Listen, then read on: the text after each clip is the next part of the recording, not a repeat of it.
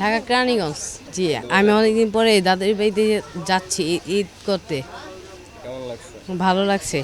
ঈদের পরে স্কুল খুললে স্কুল যাব, পরে আসবো, ওইখানে গিয়ে ঈদ ঈদ উদযাপন করব।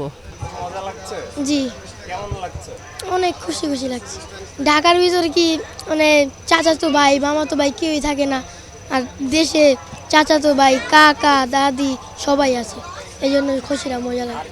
আর ওই জায়গায় আরও সবাইকে নিয়ে ঘুরতে যাই, সালামি ইয়া করি, এটার জন্যই ফেরার সময় মনটা পুরো ভেঙে যায়। গ্রামে যাচ্ছি, গ্রামের মজাই তো নিব। অনেকদিন পরে যাচ্ছি গ্রামে, ঈদের খুশিতে অনেক আনন্দ হচ্ছে। ঢাকায় থাকলে তো এটা মনে করেন যে গ্রামের মজাটা পাওয়া যায় না, যেটা গ্রামে গেলে একটা আলাদাই আনন্দ হয়, আলাদা একটা অনুভূতি।